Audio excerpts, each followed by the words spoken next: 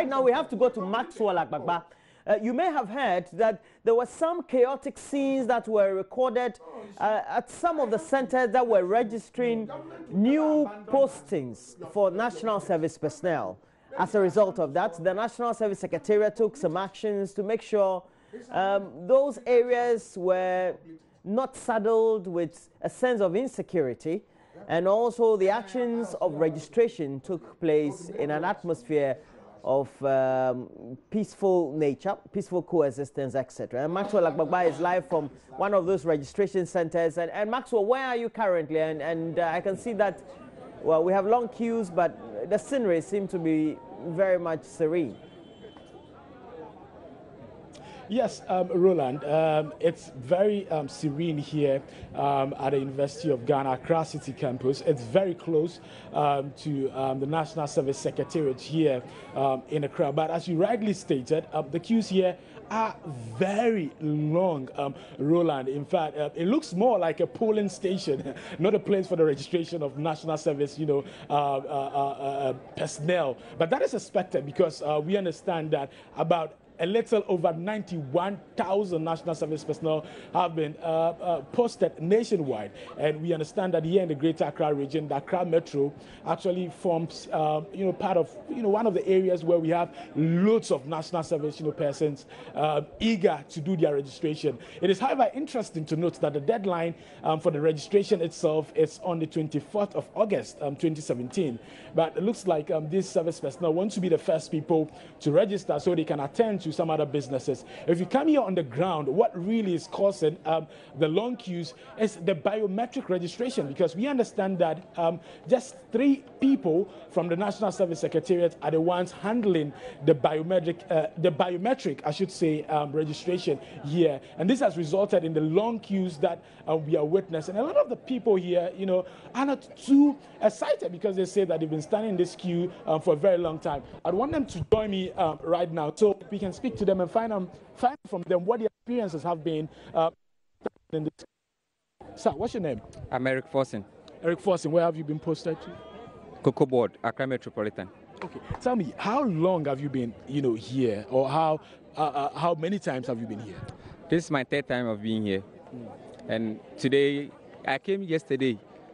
They said they are giving card so that we come tomorrow. So I came here this dawn, 3:30. I was in the queue. We were here, and the policeman came that he was listening a list. After the card yesterday, they wrote names. So it means that if your name is not on the list today, it means you can't register today. They will write another name, then we come on Monday. So we are in the queue waiting for our names to also be written so that we come on Monday. So how you were here also on Monday? I was here on Monday. Wow. Tell me, what was the situation like on Monday? We hear the scene was very chaotic. I mean, you had some people even collapsing here. Yeah, it's true. Monday, people were collapsing. And the police people too were beating us, and a whole tedious work on Monday. So I couldn't register on Monday. I went back and came Tuesday, like 2 a.m. I was here. So I was able to submit. You came here at 2 a.m.? Yes, 2 a.m. on Tuesday. I was here before I submitted my form. They said we should go next week, Tuesday. We came for the form. So now they said we should register for biometric. That's why we are here now. Wow. I'll come back to you shortly, but let me talk to this lady. What's your name? I'm Juliet. Where you posted? Registrar General Accra Metro. Okay, how often have you also been here?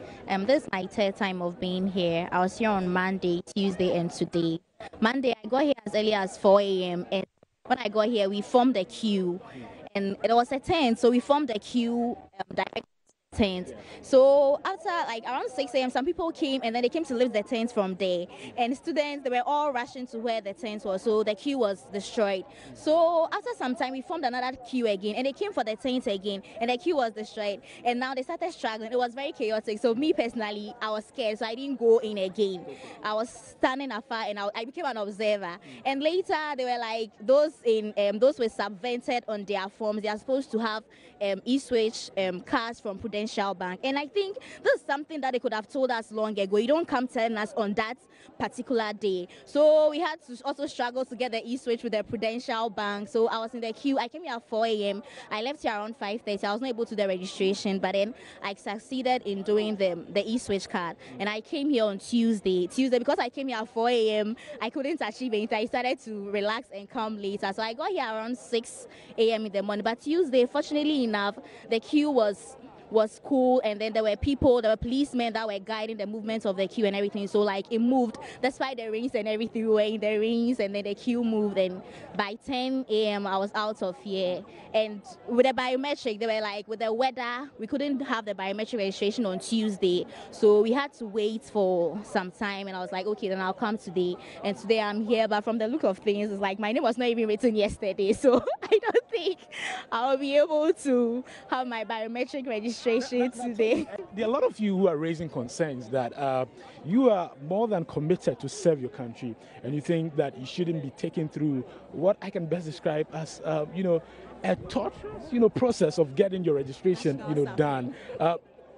You share the same sentiments as your other colleagues are sharing? Yeah, I do share the same sentiments. Once you are out of the tertiary level, you're supposed to get an experience of the work, like the job market. You're supposed to get an experience. So it's like the national service is giving you that experience. And also it's like you're trying to be patriotic to your country by having the national service. You are serving the nation. But it's like it's national suffering, as some of them will say, because the hell you have to go through, the stress. This thing could be done online because they have our details. We registered earlier, they have our details. So why don't we just do this thing online to at least save us some stress? They decentralized the system with the Accra Metro. They decentralized the system now. We had zones, some Ladma, there is some just here, across here. Like, they've done all with the decentralization. But Accra Metro, like, it's choked. It's stuffy, so I think they can do something more about Accra Metro. Okay, interesting. Yeah. Let me speak to you, your friend. So tell us your name. I'm Eric Nanajiman. Eric, where were you posted? The Parliament of the Republic of Ghana. Oh, okay. Tell me, you've also been here since when?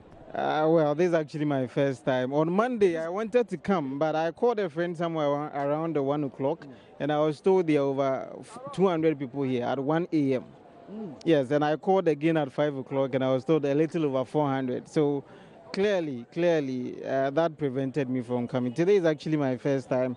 I came and then I'm done with the submission of the appointments letter, left with the biometric registration. But just like my sister here said, for Accra Metro, that clearly it perhaps is the most busiest place in this country. We have all the offices, the department, ministries here. And so you don't expect, and I can tell you that out of the 91,000 people who are expected to serve, I can tell you that for Accra Metro, we're not having less than 15,000. And so you don't expect us to just within the period of a month, no scheduling, and you expect us all to come in a scheduled manner. I think moving forward, what the Secretariat should consider is actually scheduling that.